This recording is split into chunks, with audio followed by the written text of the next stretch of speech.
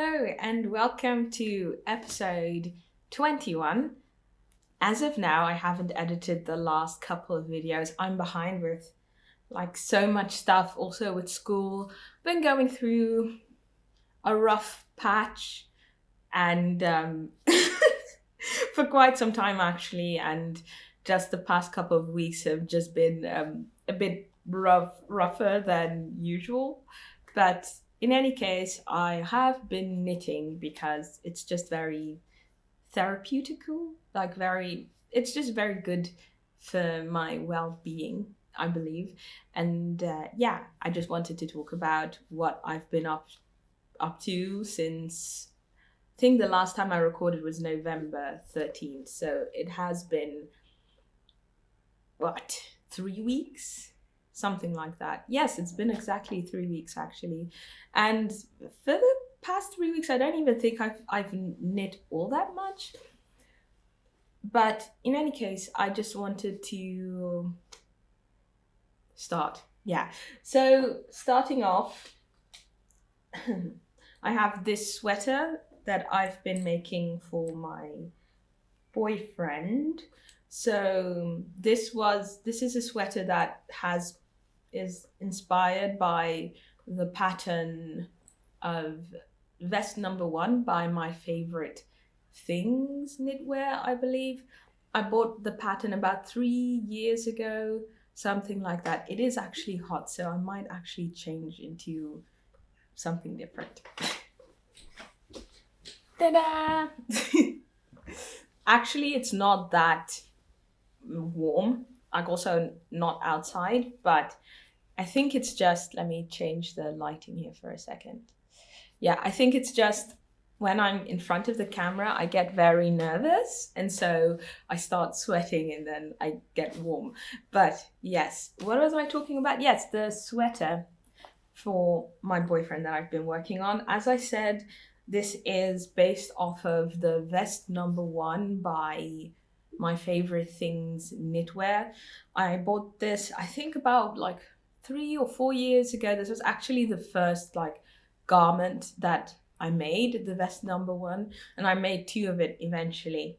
So yeah, I made one actually in this color as well. So I just wanted to make a sweater for my boyfriend, and yeah, he has a male body. So I usually, sweater patterns are mostly shaped for women, because these are all, of course, standardized measurements, right? So I don't know, I looked this up a couple of weeks ago, but basically women have smaller, usually less wide, more narrower shoulders than men, and wider hips, and so men have smaller, I guess the ratio between shoulders and waist is different. And I don't know, I'm still figuring out designing, when it comes to making measurements and stuff. I really want to get better at that next year and be able to make more adjustments and design my own things, etc., etc. But I was looking into it and I couldn't. And so I didn't really just willy-nilly wanted to get just a sweater that was for just a sweater that seemed oversized. So I ended up going for vest number 1, basically because the pattern said that it had the more masculine fit. In any case, yeah. So this was actually, I was knitting this in an effort to get rid of the copious amounts of drops Nepal that I have in my possession. This is drops Nepal in the color aubergine. I bought this 4 or 5 years ago. Actually, the color is now, I don't know, out of print, discontinued. Yeah, so I had lots and lots of it. And so he's quite big, so I figured this is a good way to get rid of all this yarn. So it looks kind of dark on the video. So, oh wow, that's me really bright, but you can get a better a better view of the sweater. Okay, I've adjusted The lighting, okay. And I don't look very overblown in this one, but you can still see like the details of the sweater. So I think last time I spoke about the sweater, I think I was working on the body at that time. And well, the body is not done yet, but I finished the first sleeve. As you can see, I put some minor detailing, just like a simple 8-row braid, 4x4, 8-row braid. And then for the arms, I did just a regular 1x1 rib, and then I used like very pink knits, like very stretchy bind off, and then I put an elastic through to like make sure that it was snug at the wrists. So yeah, this is how it's looking. It's fitting quite nicely. Yeah, so I've done a lot of fittings throughout this entire process, and yeah, I don't know if I said it the last time, but my boyfriend doesn't really give a lot of like feedback because he doesn't know like how the garment is supposed to fit or something. Like he's like, I don't see a sweater, I just see like some cloth on me. And so he doesn't really know, like to say like, oh, this fits good and this fits nice, and I don't know. So I have to make sure to ask very like pointed questions, like does it feel too bunched up at your arms, like how's the stretch? And I think the only concern that we have at the moment is that the body might not be big enough. So yeah, I mean it's there is a good amount of positive ease. I think 15. I did for 15. I was aiming for 15 centimeters of positive ease, but I think for him, he doesn't know for sure if it like fits well because there's no border yet, and I'm kind of like nowhere near like finishing the body. I think I need like a good 15 centimeters, something like that, more to like fits to like his hip bone. So yeah, I was just there wondering like what should I continue with first? Should I do the body first or should I just do the arm? And I think I'm just going to start off with the arm, and then because then you have like a finished garment from like it kind of like goes downwards, and then if that makes any sense, and then like all the leftover yarn that I might have, I can just add at the bottom essentially. So I don't need to be like, oh, do I have, well, I still have a lot of this yarn left, but yeah, I just think this is like the best option. So that's what I'm going to be doing after I finish this podcast, or like this week. And then yeah, maybe some information about the yarn. So this is, like I said, drops Nepal. So the yardage is 75 meters per 50 grams, and I'm pretty sure it's like 100%. I don't know. This is my bag of like labels because I didn't really prepare this podcast as much as I usually would like to. Usually I have like all my points like bam, bam, bam, bam. But I have class soon and I didn't manage to do everything in time. Like, yeah, it is, what is it? It's 65% wool and then 35% alpaca. And so in terms of needle size, I used 4.5 millimeter needles for the body, and then for the borders, I've been using 4 millimeters. And then also for like the top here, I used 3.5 millimeters to get the neck a bit more snug. So yeah, it's been going well, and I feel like if there isn't enough positive ease, I'm just gonna have to like aggressively block it, and I think that would that would make it fine, essentially. Yeah, the arms are pretty good as well. I made him try the arms and he's happy with them, so I'm happy with them. In terms for elastic, I didn't really do anything too special. I mean, you can still see it if you stretch it, but like unstretched, it's like basically, well, like it might poke out a bit here, but like for the most part, it's invisible. Yeah, so that's everything for this sweater. Very much looking forward to it being done.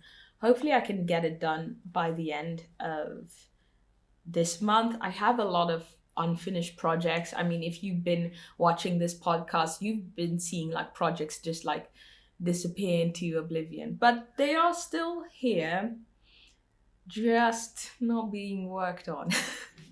But I'll get to that at some point. I did try to finish some things. Yeah, I don't know what I was saying. Anyway, moving on. I'm pretty sure I already spoke of... Ooh, the lighting is a bit rough. I think I already spoke about this fuzzy pixie hood. Well, I can actually see... So this is the nice thing with how I've been like making sure like I keep all of my like knitting stuff in order. I just have like made my own personal like Ravelry on my like Notions app. Yeah, so I finished this one on the 10th of November and I actually filmed the previous podcast on the 13th, so I must have spoken about this hood. So it has been a couple of times since I've actually worn this piece outside. I think about 3 or 4 times, and I really do like it.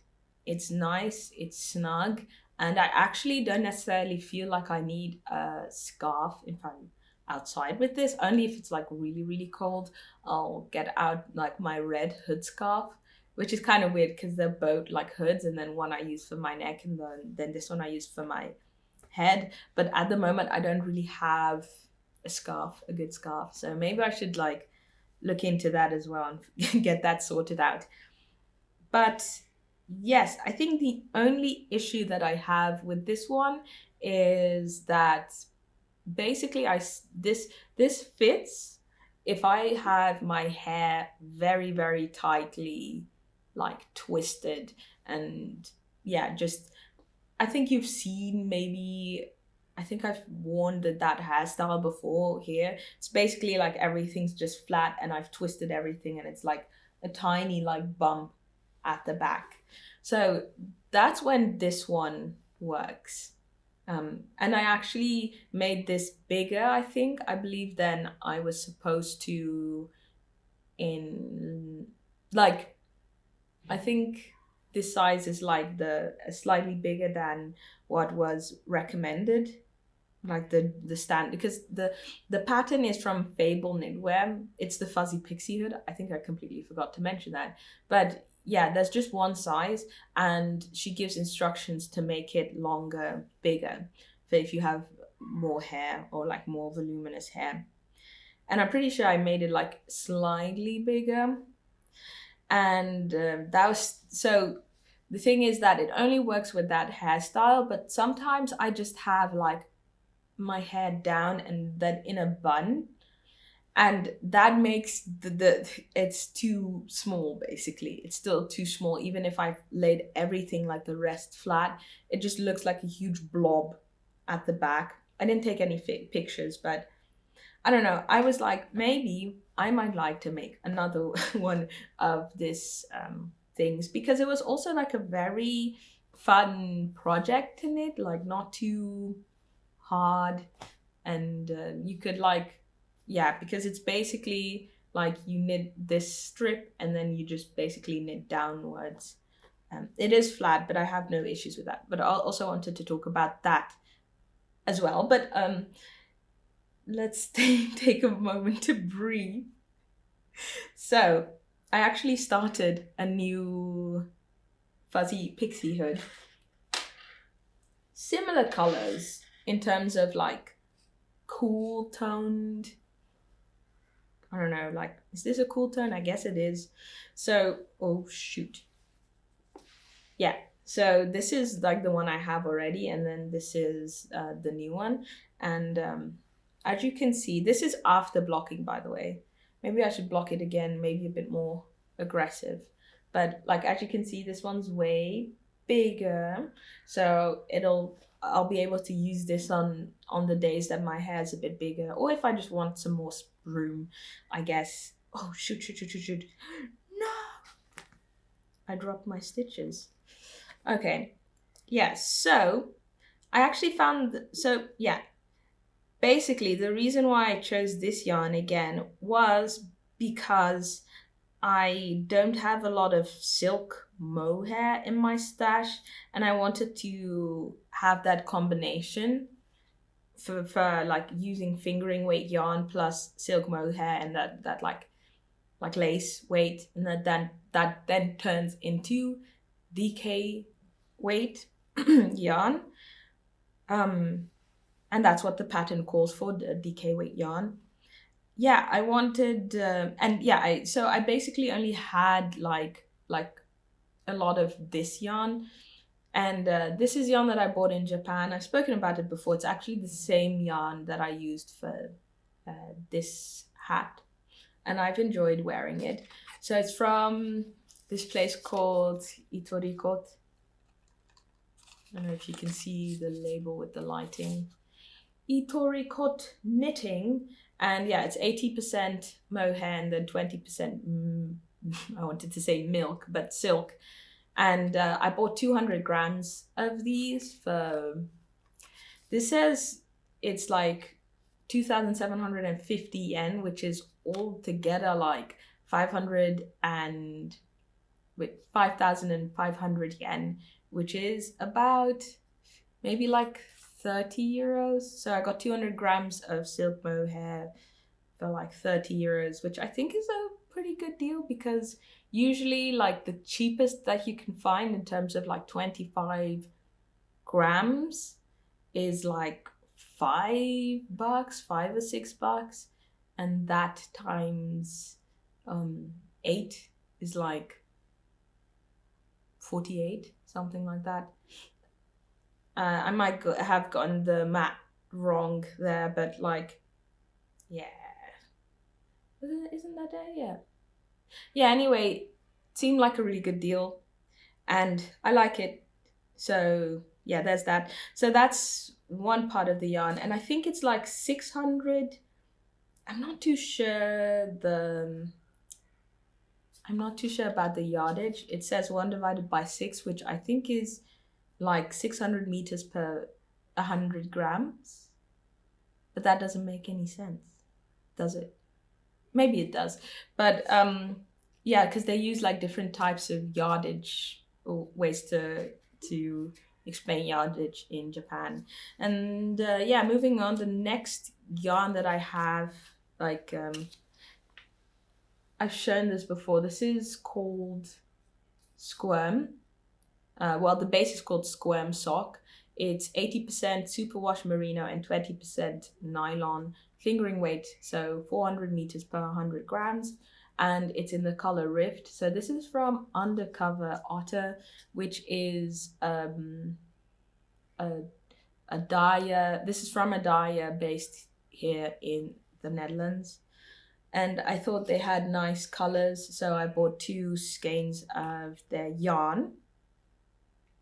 Yeah, and so now I've been I've been working on this. I think I've been working on this for 3 days now. Yeah, it knits up quite fast, I would say. And do you know what I will say though? I have been wanting to change the way I knit, because I am actually an English, how would you say that? Like an English style knitter. So I'll hold the yarn in like my my right hand, and then like knit basically stuff. But I watched this one video about joining yarn as you go, and this woman was talking about how to knit, how it's really nice if you're able to knit both directions, so from right to left and from left to right. And I just thought that was like really cool. And so basically, I don't necessarily like being like an English style knitter, because it's just a lot of movement. I've been reading up on like injuries as well in terms of knitting, and like basically the less movement you make, the less chance you have on like getting like injuries, right? And I had like a massive injury about 2 years ago. So I'm still doing my push-ups, by the way. I did 20 today. But yeah, I read up on that, and I was, in any case, I've wanted to switch to continental for quite some time, and I have been learning how to, at this point I can knit continental, just because of the I've been using continental style knitting and English style knitting for, how would you call it, for color work, essentially. So that's kind of like how I've learned it. The only issues that I have, as you might see, is like issues with tension, and I guess I'm still like faster when it comes to English style knitting. But in any case, so at some point when I was knitting this, I was like, you know what, I actually do want to try and become like a multi-directional knitter, if that makes any sense. So then what I was trying to do is I was trying to knit from left to right using English style knitting, and it was such a pain. Like, it was so hard for me to do. Like, I had such a hard time like comprehending how my hand was supposed to sit for that to work, and it just almost felt like starting with knitting all over again. But then last night I realized basically knitting from left to right using continental style knitting is very similar to knitting from right to left with English knitting, because the yarn is in your right hand. So that's what I started to do last night. Basically, when I was working on this, I started knitting the opposite direction, holding my yarn as I would with English style, and then knitting the opposite direction. And that worked really well for me. So I was really excited about that. I've done like a couple of rows, not many, but that went way smoother than trying to do English style knitting the opposite direction, essentially.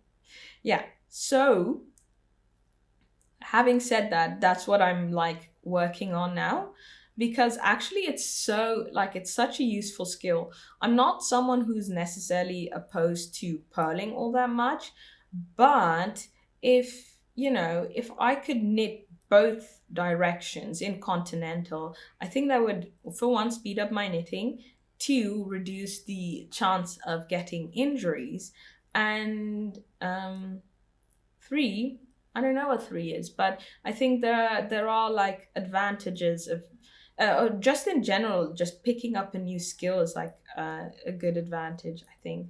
So yeah, that's where I'm at the moment with I guess with like knitting. I've been doing a lot of like besides knitting, I've been trying to dive more into the knitting books that I have. I have like the main like books that I have for knitting information. I would say general knitting and information is, I think, what's it called? The Principles of Knitting by June Hammonds Hyatt. I believe I watched an interview of hers on YouTube, I don't know, 2 or 3 years ago by Fruity Knitting, and I thought she was really interesting. So I bought that book, and I feel like almost like any knitter who's like very interested in like going more into depth with their knitting will at least have heard of that book or just own it. I see it a lot in the background of people's knitting podcasts, and I guess you can see it also there with mine right there, I believe. Yeah. So, and then I also have Vogue Knitting Guide. What's it called? Vogue Knitting, the Ultimate Knitting Book, completely revised and updated. Yeah, so I have that one, and then I have some old Japanese books, but that's actually turns out it was for machine knitting, so I don't know how helpful that is going to be. But yeah, so actually, I don't know if I want to talk about it right now. Well, maybe I actually should. Yeah. But before that, maybe I should finish off what I was talking about with this one right here. I am actually using 4mm needles for my right hand, and then 3.5 for my left hand. Basically, this was the smaller needle was for the purl stitches, because my purl stitches, I think they're quite even, but they are slightly larger than my purl stitches. Not something that you would really like notice, very like not something very obvious, but I thought I'd seen someone like suggest this, I think on Reddit or something, and so I just tried it out, and yeah, that's basically why I've been using 3.5 and 4.5mm needles like this in this sense. Yeah, but I don't know if I should be doing that now still, now that I'm working on a new technique in terms of knitting. I don't know what what I should do, but I'll just keep them for now and then see how the tension looks. I'm pretty sure like the tension looks quite even, to be honest. I don't know if you can see it all that well, but I do think that even if I would go up a needle size with my left hand, it wouldn't really matter all that much.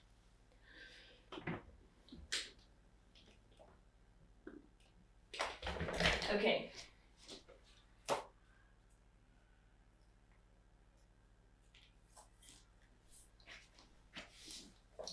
I keep telling myself that I want to like start designing things, but there's something like so scary about it. I don't know why, but anyway, yeah, I have this book from Japan, Vogue Japan. Essentially, I thought this was like partially English because the title here says like adjustment, drawing, dividing of knit and crochet, and then like amimono no kantana size cho something. Anyway, so I don't know. I thought there would be some English, but literally the only thing that's English is just like the chapter thingies. You can't see it. Anyway, it's just the chapter titles essentially. So yeah, I've just been slowly going through this book, and this book is basically, you can't really see it that well. This book basically is all about adjusting, how to adjust sweaters in terms of like sizing. It's basically about grading. This is a book about grading and how to make adjustments in your like knitwear, essentially. And it also talks about like how to like draw, I don't know if you can see, like draw parts of garments, and like how, like basically the mathematics of it. And it's not only sweaters, they like just not only the crew neck, they have like a V-neck and a turtleneck as well. And also they show like a cardigan as well, which is really interesting. And then what else? Oh, they also have like a tiny bit of like crochet at the back, also in terms of designing. That was interesting. I think I might actually want to go more in depth with this book in the future and actually try and just knit like a standard sweater, and then kind of like discover what my like I don't know, vanilla recipe for a sweater is, I've always found sweaters so daunting, which is why I haven't really made all that many, like, many sweaters. I think at the moment now I have, how many sweaters do I have? I have 3 for myself, and then one that I'm working on right now for my boyfriend, and then one for myself that I'm working on. And yeah, I just want to get more into that. I don't know why it's so like frightening. I think it's just kind of like, I wouldn't say frightening, but like it seems like such an uphill battle in terms of like the modifications and how things fit. And I don't know why I don't try and do that more often. But yeah, I guess let's move on to the next thing that I wanted to talk about. So yeah, basically last time I spoke about this hat by Daruma, the Rib Knit Cap, light worsted, that I made for my boyfriend because he has no hats. So I made one for him using, what's it called? Brooklyn Tweed yarn. Yeah, called Shelter. I made it for him, but the thing is that you could, in the book, so the pattern is from Daruma Knit Cap.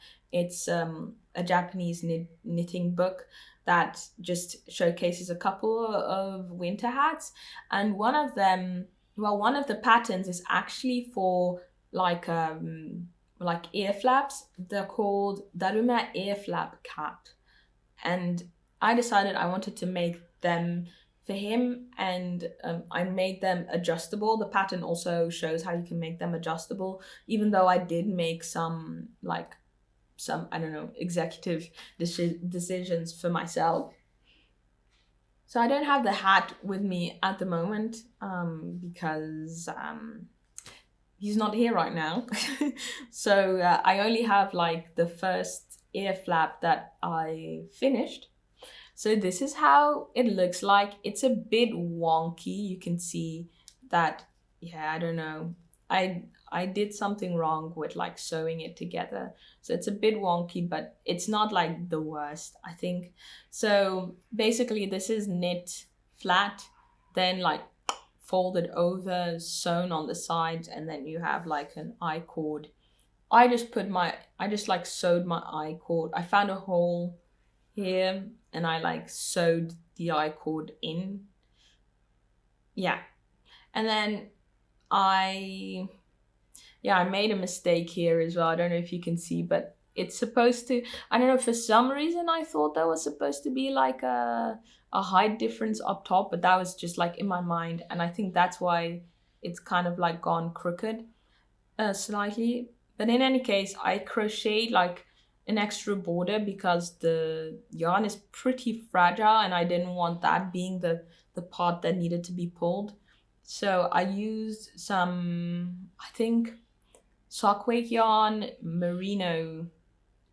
Yeah, sock weight merino yarn. I did some single crochets, I believe, and then I used some sewing thread to attach these clips. And so basically there's a tiny flap on the inside of the hat. I'll show it like at some point, maybe in another podcast. And you basically just click it. You, how does it work? Yeah, it's like you open it and then you like click it in. And so it's like this on your head. And then if you want, you can like do the whole hat thingy that goes like this. So yeah, this is the first one that is done. At the moment, I'm working on the second flap, which I'm sure is going to be better than the first one. So yeah, I'm basically just using intarsia here. Yeah, it's just some intarsia and then like knitting it together in the end. In terms of needle size, I'm using 3.5 millimeters. My other 3.5 millimeters is actually now my hood my fuzzy Pixie hood, so I can't use it. So this is a bit on hold. In any case, yeah, the yarn, like I said, the brown yarn is Shelter from Brooklyn Tweed. It is American Targhee Columbia wool, so worsted weight, so 128 meters per 50 grams. Yeah. So yeah, I've already shown this, I think, in the previous episode, but yeah, pretty cool yarn, very, very fragile. So I don't necessarily like working with it all that much. It's really hard like doing a long tail cast on with it because you have to be very, very careful because it snapped on me a bunch of times. And then as for the other yarn, this is Boucle yarn that I bought in Japan. So I didn't write down what it was exactly, but I'm pretty sure that I have the label here. This is Sonomono Alpaca Boucle.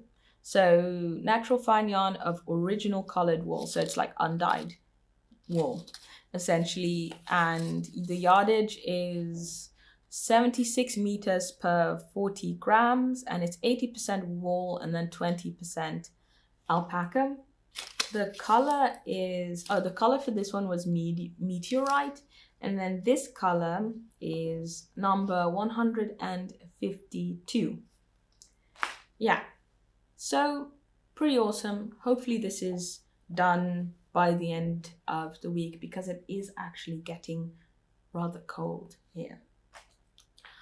Yes, so that's everything in terms of the ear flap. Then one of like I have winter plans for knitting, but I also have so many unfinished projects. I don't think I'll be able to get to most of my like knitting winter projects before the new year. So yeah, what have I been doing? Yeah, I have a plan of things that I want to do. I have a huge like unrealistic plan, but it's still I think fun to like plan things out and like just kind of like get inspiration and motivation. In any case, one of those projects was a pair of mittens that I've been eyeing for quite a long time, and it actually looks quite good here on camera. This is Hanahana, and this is a pattern by Noriko Ichikawa, and I was surprised this pattern was so cheap. I think it was like €1.41, €1.41, or it was €3, like either €1 or €3, not that much, and a really fun pattern. I think it's like inspired by like flowers or like mushrooms. In any case, it's too tight for me. I didn't get the correct gauge. I am still having such a hard time with trying to knit mittens at the right gauge. Like, it's never happened so far. And I don't think that I chose the right yarn. So like the yarn that was recommended was poppy yarn, which isn't readily available here in the Netherlands. And it's pretty thin. It's like lace weight, I think, something like that. I don't know. Oh, I could look it up really quickly here, like the yardage for it. I can whip it up real quick. Yeah, so it's light fingering weight. So basically 232 meters per 50 grams. And I couldn't find something that was really close to it. Or I did, but I opted out of that. I don't know, don't ask me why, but I opted out of it. And I chose one that was like less, how would I say it, less close to the yardage. I chose this Icelandic wool. It's called Ístex, I think. Einband. I don't know. I saw other people, there was like an other name for it. Oh yeah, Lopi, basically. And yeah, it's 100% Icelandic wool, and the yardage is 250 meters per 50 grams.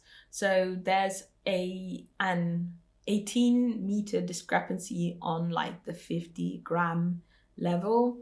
And so I tried a bunch of like, how would I say this? I tried a bunch of like, I tried like different needle sizes. So I think the recommended was 2.25 and no. The recommended was 2.5 and then 3 millimeters.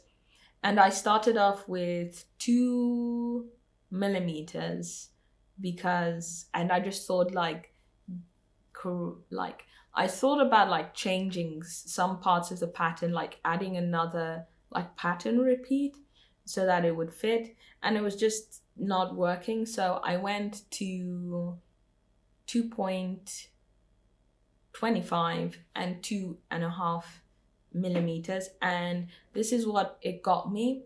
So like I think it could block out and it could be fine, but I think it's just too tight on, it'll be like just right, if that makes sense. I prefer like a looser glove, if I'm being quite honest. So this didn't work. And I was kind of scared of like going up a needle size because the yarn is so thin. Like it's 1 ply, and I didn't want like the back to show like the, you know, the other colors in the back. So, but I was like, okay, I'm just gonna wing it. And so I went up another needle size here. I did the band 2.5 millimeters, and then I did the body 3 millimeters. And I think this one, I actually might get it right. I think the problem is for me gauging if it'll fit or not, because you're basically doing like an afterthought thumb, so you don't know how it's gonna like fit on the widest part of your hands unless you've like passed that section of the thumb and you actually like put your hand through, which is why I actually quite early after finishing the afterthought section of the thumb, I was thinking of, I just started knitting. I quit the top and I started working on the thumb, and the thumb was really tight. I don't know if you can see it here, but it kind of goes like this inward. It's because I heavily blocked this section because it was insanely tight at the start, and I put like a bunch the way I blocked it is I put water on it, and then I put like a bunch of my highlighters in to like really stretch it out. But as you can, I don't know if you can see it here, but you can see my thumb, and I don't know, it's not, the things are not working out for me with this one. I do love how it looks. I think it's such a beautiful pattern, and I love the colors that I picked. But I'm just going to try it again with the 3 millimeter, and then I'm going to try, I actually want to use this in another colorway again. So I'm actually going to buy the yarn that is closer in terms of yardage. It's like Lana Grossa's wool something. So I'll have a look at that, see if that might work. Yeah, so that's how things are going now. Also, I did make like some modifications. Well, one modification. I just did like a standard 1x1 rib, but the pattern actually calls for more of like a lacy stitch. I just wanted something thick, essentially.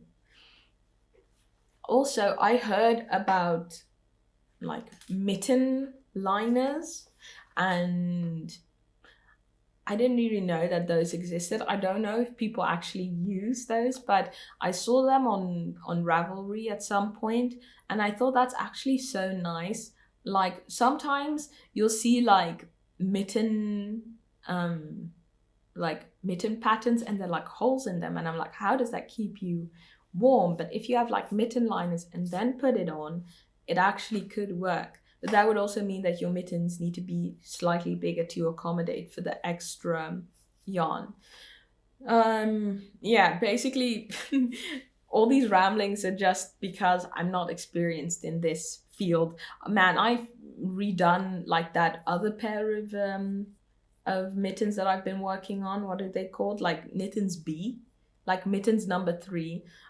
I've redone. I'm gonna redo it for a third time, and hopefully this time it works well. I think last episode I said something about those mittens, me not choosing the correct yarn, but I don't think that's true actually. I rechecked it and it was like the right yardage and the right type of yarn.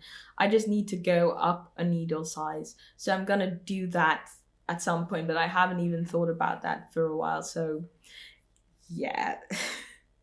Okay, so moving on. Where is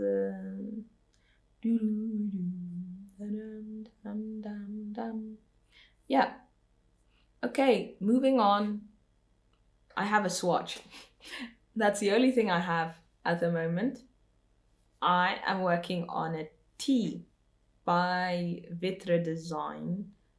I don't know if it's called Vitre. I know this is like a Norwegian person's like designing these designs. So it's called the Collet Tee, and I wanted to knit it because I just wanted to knit a couple of tees. I'm a bit particular about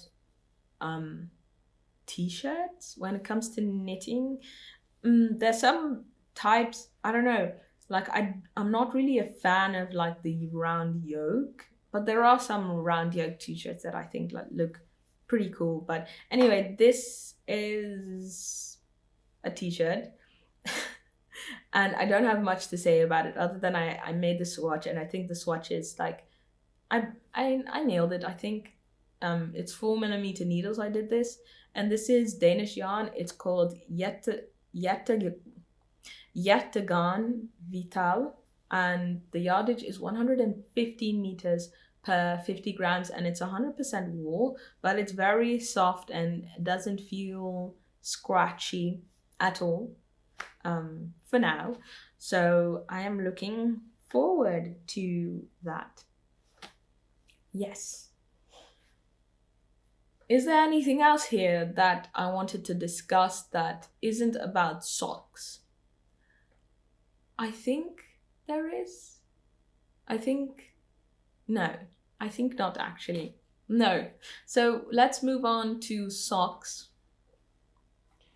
I finished these Opal socks that I said I was going to finish earlier, but I finished them finally. I think I finished them like a week or two ago, and they actually went through their first wash.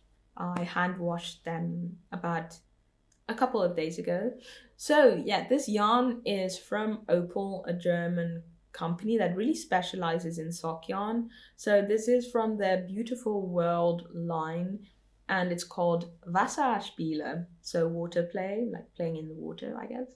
So yeah, this is 85% virgin wool, 15% nylon, and then the orange is just separate. I used Opal 4-ply orange.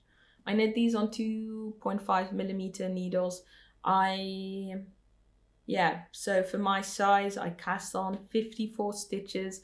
I'm trying to find the right amount of stitches for 2.5mm needles and fingering weight yarn. For myself, I think it's gonna be like 52 to 54 stitches, maybe even 56. I'm knitting a sock with 56, but I feel like that's like my limit. I ended up like knitting ankle socks with like 60 stitches, and they ended up being too big. So I actually gave them to one of my moms this last Friday. So now she's enjoying it and she's very happy with it. So I'm happy that she's happy. In any case, let me give you some more specs about how I made these. So this is just a simple 1x1 cuff. This is top down sock, so cuff to toe. Then I just did a very long stockinette leg, and then I used the linen stitch on the back. I just did like a heel flap, French heel essentially. I think the only interesting thing about this sock is that I used intarsia in the round for this section, because usually if you do like a part of a sock, like the heel, a different color with like a heel flap construction, you usually like stop here with the color, or you like knit the color throughout, but then it comes on on top as well. So the only way that you can make it like kind of like similar to like a German short row heel is if you use intarsia in the round. And I did that, and I have gotten better at it. It was a bit hard getting into it again. I do have to say, at some points, the first, so I can recognize which one is the first sock and which is the second one, but at some points I can see like, oof, I made like a bad mistake. And I think most like the silliest mistake I think was trying to close the gap here with the sock. But basically, like if you do like a heel flap construction, there's a huge chance that you'll have like a hole here at the like where you basically pick up the stitches for the gusset, essentially. And I was just looking online how to fix that, and then some people recommended like picking up a stitch like below, but obviously with collar work that becomes very, very obvious, and so it kind of looked weird. I tried to fix it, but I think I still really like these socks. What I did find a new technique essentially that completely like stopped all these holes, and I'll tell you about that later when I start talking about the next sock. But yeah, what else is there? Just kind of like this is my standard heel sock toe. I think at this point it's just like one decrease row, one regular row, two decrease rows, one regular row, and then three decrease rows, and then just Kitchener stitch. So I like these socks. It was a great experience. I do want to try another pair of socks with intarsia just so that I don't forget how to do that again. Intarsia in the round. I've done intarsia now flat as well with the knit flap cap thing. Yes. I actually don't have the sock with me at the moment that I want to show, the next one. And this is called Ladugård. That's my best Swedish at this point. And it's the English translation of that is barn, and barn, like shed, basically. And it's a sock, a free pattern actually by Jarbo, which is a Swedish sock company. So this was designed by Stino Hulgard Johansen. Yeah. And yeah, it's like I said, it's a free pattern. They have a ton of really nice free patterns on Ravelry, on their website, essentially. And I don't know. I think I had another idea for this pair of sock, but then I found out like basically what happened. I bought 100 grams of Jarbo Junio Raggi. And it's basically a fingering weight yarn, 200 meters per 50 grams, 75% superwash wool, and then 25% nylon or polyamide, basically nylon, some type of plastic, essentially. And I don't know, I didn't really have specific plans, but then I found out that there was like this sock pattern that they had that was quite fairly recently published, and they used that exact same yarn. And yeah, I just decided to make the sock, and I actually made it for my boyfriend. Basically, he really, really liked the sock that I made for him like back when I was in Japan, and he likes the fact that he can use a sock like multiple times without it like getting really stinky and stuff like that. So I was like, okay, I'll just make a new sock, but like something more interesting, because I am starting to get a bit tired of like the kind of like my vanilla sock recipe at the moment. So I used this one. this project, I used 2.5 millimeters, and my gauge was kind of off, so I just used the amount of stitches that I know would fit his leg essentially. So I cast on 64 stitches. Yeah, I had a way looser gauge than the pattern, in the pattern. Yeah, anyway, 64 stitches I cast. Also, this is how the sock looks. As you can see, it doesn't like fit his, I don't know what happened, but I think I made the sock too short, and so a bit of the heel flap is like under his foot. But I'm not too concerned about it because it still feels nice to him, like the fit of the sock. I tested it out on him like constantly, and you know, I'm pretty sure like it'll wear out at some point, and so I was just thinking I can just in the end just like cut off the top and then make the foot a bit longer in the end. So yeah, it's not a problem at the moment. Yeah. Do I have anything to say about the sock?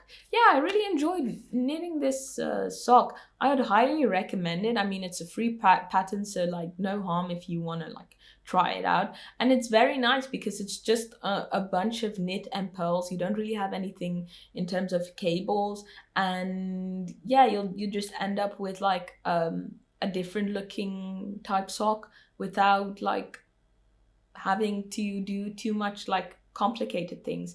And also, one thing that I learned from this sock pattern on how to like really avoid sock holes like on the sides is basically once you've like finished knitting, right?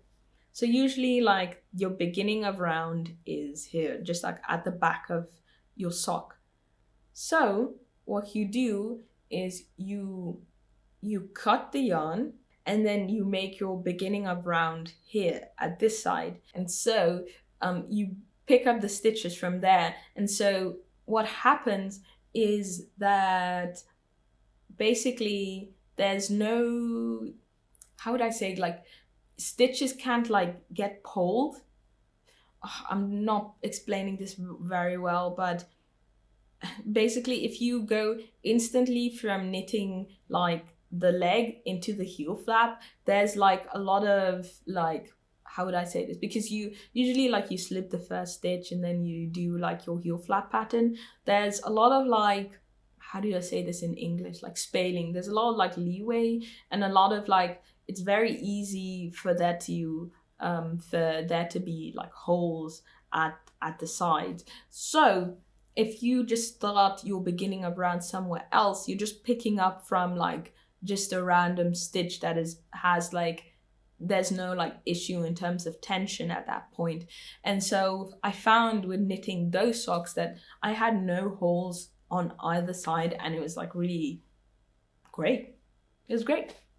So that's my tip, I guess. Learned it from a free pattern. Take it or leave it. I am happy, and I'm gonna try and do that in like other socks in the future, see if it withholds, like if it like holds up.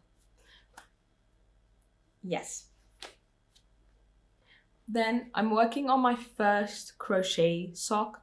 So I found this Japanese book. I don't know what it's called. It's like Kantan or maybe Kantan Kagibari Ami. So basically it's like simple, easy crochet. And it's like in crochet, we'll show you how to crochet socks in 3 days. It's been more than 3 days. But this is my first crochet sock. This is like sock, it's called sock A in the book. It's like the most basic pattern. Although it does have like a, I don't know how you would call it, like a post-steri stitch or something. Basically, it's a double crochet and then you like pick up from underneath the double crochet that is like straight under. And then the rest is just like a ton of like double crochets. So this is like a toe-up sock. I'm really happy with how it looks. It's very snug and very tight. Usually people say that crochet is like very fast, but I found that my projects don't really go all that fast. I don't know if it's only because I'm a newbie or because I'm using generally like smaller like needles, hooks. I think this hook is like 2 millimeters. I'm pretty sure, yeah, it's like I'm using a 2 millimeter hook for this, and I'm using onion sock yarn. This is the first time that I'm using it, actually, by the way. I've used number 4 mainly, onion number 4. So this is Nettle Sock Yarn, which is 70% wool, superwash. Number 4 isn't superwash, no, it is number 6. And then 30% nettle fibers. And the yardage is 185 meters per 50 grams. So it's been all right. I do notice that I get like elbow issues when I'm crocheting. So I guess that is something with my technique that I have to try and figure out how to fix. But yeah, I think this is definitely going to be one of these projects that's going to take me a long time. I did mess up here as well, as you can see. I did one of those post double crochet thingies here.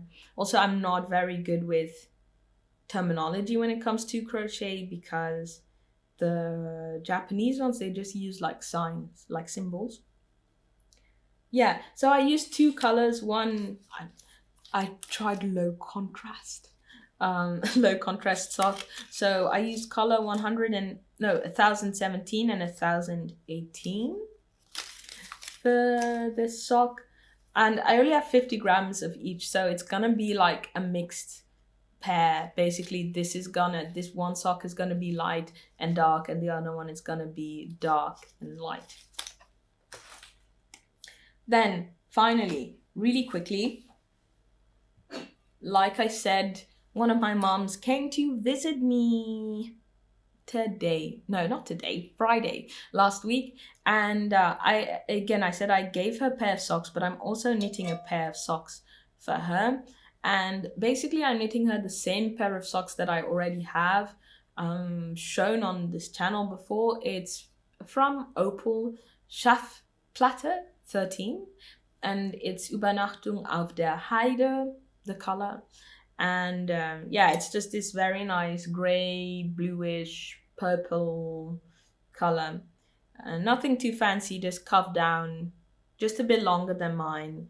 2.5 millimeter needles. Her feet are similar to mine, just a bit longer.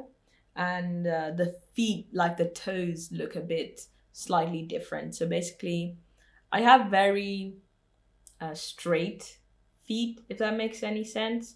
Like, the shape of my leg is like this. So it's like a roof, like this. I've been told I have Stanley mess feet, so like the Stanley knife shape. That's basically my foot.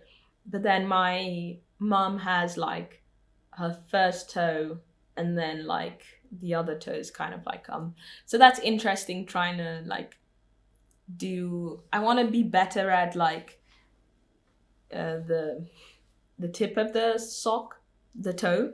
Basically, usually I just have a small tiny bit with color, but I actually just want to do it starting from the toes. So I'm going to try and do that for her. I made her like draw her foot on a piece of paper, and I made some measurements, and I also drew my own foot so I could compare that during the process.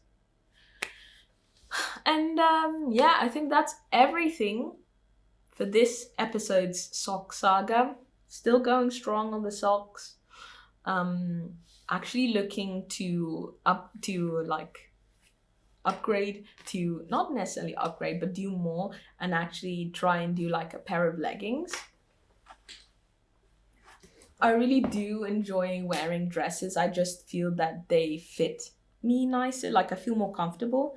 But the thing is, I find it so hard to find leggings, like thick ones. Usually I find them in the kids section and they fit me, but like I want to have more options essentially, because even then in the kids section they don't have a lot. But yeah, this is like a legging type of legging that I want, like really thick, something like onion number 4 like thickness, like this type of thickness I would like. So that's just something for in the future, not something that I'm thinking about very like concretely at this moment. But I just saw this like this leggings in my in my bedroom, and I was like, oh, I really would want like a thicker version of this. In any case, I think that's everything for today. Thank you very much for watching, and I hope to see you soon in another video. Take care, everyone. Bye-bye.